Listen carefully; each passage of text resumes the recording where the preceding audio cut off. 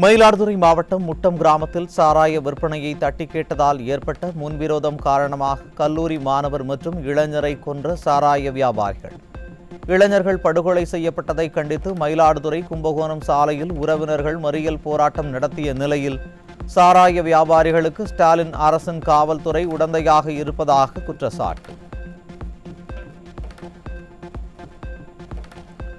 தூத்துக்குடியில் இரு வீட்டாருக்கு இடையே தண்ணீர் பிடிப்பதில் ஏற்பட்ட முன்விரோதத்தில் இளைஞர் வெட்டி படுகொலை. மது போதையில் முன்விரோதம் காரணமாக ஏற்பட்ட தகராறில் சுரேஷ் என்பவரை வெட்டி கொன்றுவிட்டு ராஜா என்பவர் தப்பி ஓட்டம். கிருஷ்ணகிரி மாவட்டம் போச்சம்பள்ளி அருகே அரசு பள்ளி மாணவனுக்கு பாலியல் தொல்லை கொடுத்த ஆசிரியர் போக்சோ வழக்கில் சிக்கினார். கிருஷ்ணகிரியில் அடுத்தடுத்து அரசு பள்ளிகளில் அரங்கேறும் கொடூரங்களால் பெற்றோர்கள் அச்சம். திருநெல்வேலி மாவட்டம் பாளையங்கோட்டையில் 17 வயது கல்லூரி மாணவிக்கு பாலியல் தொல்லை கொடுத்த தற்காலிக பேராசிரியர் போக்சோவில் சிக்கினார். நிர்வாக திறனற்ற ஸ்டாலின் ஆட்சியில் கல்லூரிகளிலும் பள்ளிகளிலும் அடுத்தடுத்து பாலியல் குற்றங்கள் அரங்கேறும் அவலம். சென்னை கோடம்பாக்கத்தில் சாலையில் நடந்து சென்ற பெண்ணை ஆபாசமாக பேசி பாலியல் தொல்லை கொடுத்த இளைஞர் சிக்கினார். நிர்வாக திறனற்ற திராவிட மாடல் ஆட்சியில் பெண்கள் நிம்மதியாக சாலையில் நடமாடக்கூட முடியவில்லை என மக்கள் வேதனை.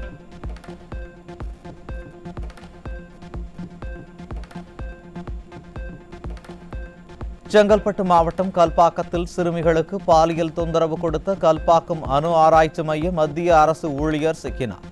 திமுக ஆட்சியில் சிறுமிகளுக்கு எதிரான குற்ற சம்பவங்கள் தொடர்ந்து அதிகரித்து வருவதால் வெளியில் நடமாடவே அச்சப்படும் பெண்கள். புதுச்சேரி தவளக்குப்பம் பகுதியில் தனியார் பள்ளியில் படிக்கும் 1ஆம் வகுப்பு மாணவிக்கு பாலியல் தொல்லை. சிறுமிக்கு பாலியல் தொல்லை அளித்த பள்ளி ஆசிரியரை தாக்கி காவல் நிலையத்தில் ஒப்படைத்த பொதுமக்கள் சாலை மறியலில் ஈடுபட்டதால் பரபரப்பு. பெண் காவலருக்கு பாலியல் தொல்லை அளித்த விவகாரத்தில் ஏற்கனவே இருவரும் தொடர்பில் இருந்ததாக சஸ்பெண்ட் செய்யப்பட்ட போக்குவரத்து காவல் இணை ஆணையரின் மனைவி டிஜிபி அலுவலகத்தில் புகார். தற்போது சஸ்பெண்ட் செய்யப்பட்ட பிறகு காவல்துறை இணை ஆணையரின் மனைவி இதுபோன்ற பேட்டி அளிக்க வேண்டிய அவசியம் என்ன என்றும் மக்கள் கேள்வி. தன்னுடைய காதல் கணவருடன் பெண் காவலர் தகாத உறவில் இருந்ததாக சஸ்பெண்ட் செய்யப்பட்ட காவல் அதிகாரியின் மனைவி பேட்டி. ஐபிஎஸ் அதிகாரியின் மனைவியே தகாத உறவு குறித்த ஆதாரங்களை டிஜிபியிடம் ஒப்படைத்த நிலையில் குற்றச்சாட்டிற்குள்ளான காவல் அதிகாரியின் மீது நிரந்தர நடவடிக்கை எடுக்க அரசு தயங்குவது ஏன் என மக்கள் கேள்வி. அண்ணா பல்கலைக்கழக மாணவி பாலியல் வன்கொடுமை வழக்கில் கைது செய்யப்பட்ட ஞானசேகரனுக்கு இரத்த பரிசோதனை. ஞானசேகரன் பேசியதாக கூறப்படும் சாரை எப்போதுதான் கண்டுபிடிப்பீர்கள் என காவல்துறைக்கு மக்கள் கேள்வி. அண்ணா பல்கலைக்கழக பாலியல் வழக்கில் யார் அந்த சார் என்றதுக்கு பொங்கிய திராவிட மாடல் ஆட்சியில் தினம் ஒரு சார் வெளியே வந்து கொண்டிருக்கும் அவர். சார் என்ற வார்த்தையை பயன்படுத்தவே தமிழகத்தில் அச்சப்படும் நிலையை உருவாக்கிவிட்ட திமுக அரசு இதற்கெல்லாம் மௌனமாக இருப்பது ஏன்? சென்னை கலைவாணர் அரங்கில் நடைபெற்ற துறை ரீதியான கலந்தாய்வில் அமைச்சர் நேருவை ஒரு பொருட்டாகவே மதிக்காமல் ஒரு பெண் மற்றும் ஆண் அதிகாரிகள் பேசிக் கொண்டிருந்த அவர். திமுக ஆட்சியில் அதிகாரிகளே அமைச்சரை மதிக்காத நிலையில் மக்களின் கோரிக்கைகளுக்கு எப்படி செவிசாய்ப்பார்கள் என மக்கள் கேள்வி. நெல்லையில் 1.5 லட்சம் ரூபாய் மதிப்புள்ள குட்கா பொருட்கள் பறிமுதல். திமுக ஆட்சியில் போதைப் பொருள் அதிகரித்து வருவதால் கேள்விக்குறியாகும் சட்டம் ஒழுங்கு. சென்னை குரோம்பேட்டை மற்றும் சுற்றுவட்டார பகுதிகளில் விற்பனைக்காக வைக்கப்பட்டிருந்த 150 கிராம் கஞ்சாவுடன் இருவர் சிக்கினர். எதிர்க்கட்சித் தலைவர் எடப்பாடி கே பழனிசாமி கூறுவது போல் திறனற்ற திமுக ஆட்சியில் போதைப் பொருட்களின் கேந்திரமாக தமிழ்நாடு மாறி வருவது மீண்டும் மீண்டும் நிரூபணம். தஞ்சை மாவட்டம் அதிராம்பட்டினம் சிபிஎஸ்இ பள்ளி என கூறி மோசடி செய்த பள்ளி மீது நடவடிக்கை எடுக்க கோரி பாதிக்கப்பட்ட மாணவ மாணவிகள் பெற்றோர்களுடன் குவிந்ததால் பரபரப்பு. ஒரு பக்கம் பள்ளி கல்லூரிகளில் பாலியல் குற்றங்கள், மறுபக்கம் அங்கீகாரம் பெறாத பள்ளிகள் என கல்வித்துறை சீரழிந்துவிட்ட நிலையில் கல்வியில் புரட்சி செய்துவிட்டதாக ஸ்டாலின் பிதற்றி வருவதாக பாதிக்கப்பட்ட மாணவர்கள் குற்றச்சாட்டு.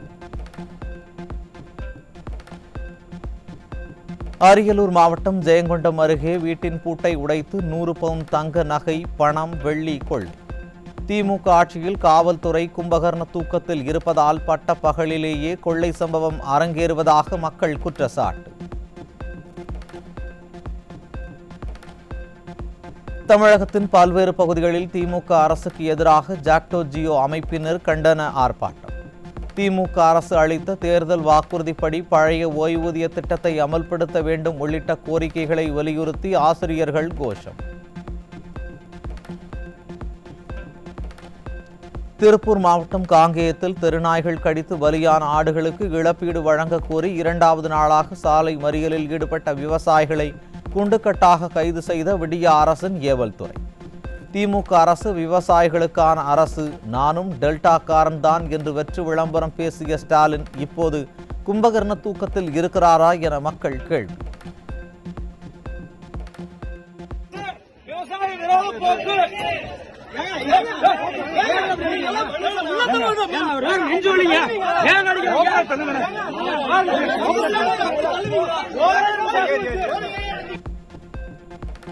திருப்பூர் மாவட்டம் உடுமலை அருகே வனப்பகுதியில் சாலை அமைக்க வலியுறுத்தி மாவட்ட வன அலுவலகத்தின் முன் காத்திருப்பு போராட்டத்தில் ஈடுபட்ட மலைவாழ் மக்கள்.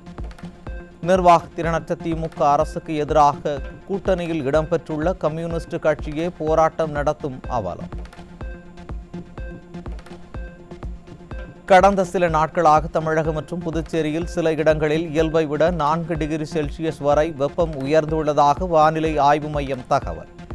சென்னை மற்றும் புறநகர் பகுதிகளில் இன்று வானம் மேகமூட்டமாக இருக்கும் என்றும் அறிவிப்பு. சென்னை அருகே கால்வாயில் 100க்கும் அதிகமான வாத்துகள் செத்து மிதந்ததால் மக்கள் அச்சம். நிர்வாகத்திறனற்ற திமுக அரசு இதுகுறித்து உரிய நடவடிக்கை எடுக்க வேண்டும் என மக்கள் வலியுறுத்தல்.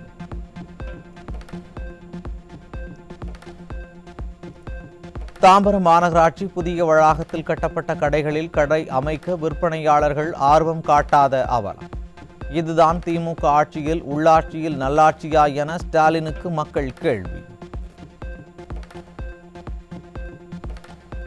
திருவண்ணாமலை மாவட்டம் செய்யாறு அருகே விவசாயிகள் எதிர்ப்பை மீறி யாரும் இல்லா நேரம் பார்த்து நிலத்தை அளவீடு செய்த மேல்மா சிப்காட் விரிவாக்க திட்ட அதிகாரிகளை விரட்டிய விவசாயிகள்.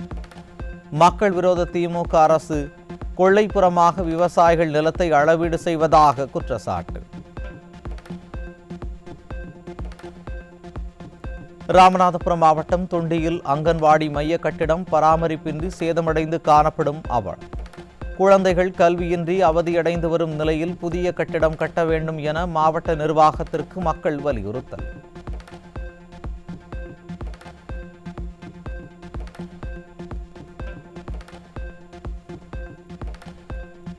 காஞ்சிபுரம் காமாட்சி அம்மன் கோவிலில் மாசி மாதத்தின் முதல் வெள்ளிக்கிழமையை ஒட்டி வெகு விமர்சையாக நடைபெற்ற தங்கத்தேர் உற்சவம்.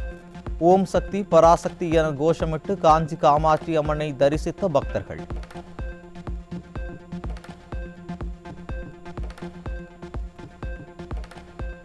வங்கிகள் ஏழை மக்களை துன்புறுத்தக்கூடாது, ஆவணங்களுடன் தடையில்லா சான்றையும் வழங்க வேண்டும். நீதிமன்ற உத்தரவுப்படி கடன் தொகையை செலுத்திய பின்னரும் ஆவணங்களை வழங்க மறுப்பதாக தொடுக்கப்பட்ட வழக்கில் உயர்நீதிமன்ற மதுரை கிளை உத்தரவு. வெளிநாட்டில் இருந்து திரும்பும் போது உடலில் அணிந்து வரும் நகைகளுக்கு சுங்கவரி உண்டு. தனி நீதிபதி உத்தரவுக்கு தடை விதித்த சென்னை உயர்நீதிமன்றம் உத்தரவு.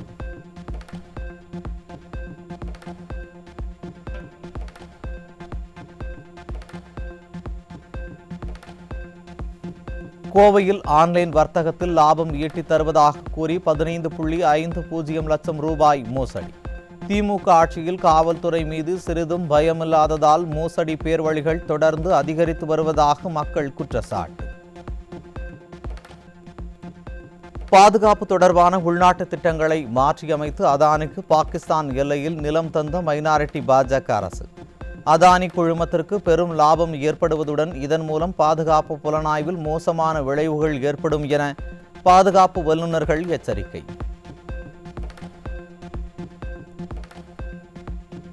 இந்தியாவில் சர்க்கரை உற்பத்தி தொடர்ந்து குறைந்து வருவதால் விலை உயரும் அபாயம். மைனாரிட்டி பாஜக அரசு இதுகுறித்து உரிய நடவடிக்கை எடுக்க வேண்டும் என மக்கள் வலியுறுத்தல். ரஷ்யா மற்றும் சீனாவுடன் அணு ஆயுத குறைப்பு தொடர்பான பேச்சுவார்த்தைகளை தொடங்க இருப்பதாக அமெரிக்க அதிபர் டொனால்ட் ட்ரம்ப் திட்டம். உக்ரைன் மற்றும் மத்திய கிழக்கு பிரச்சினைகள் தீர்ந்த பின் சீனா மற்றும் ரஷ்ய அதிபர்களை நேரடியாக சந்தித்து பேச்சுவார்த்தை நடத்த திட்டமிட்டுள்ளதாக தகவல்.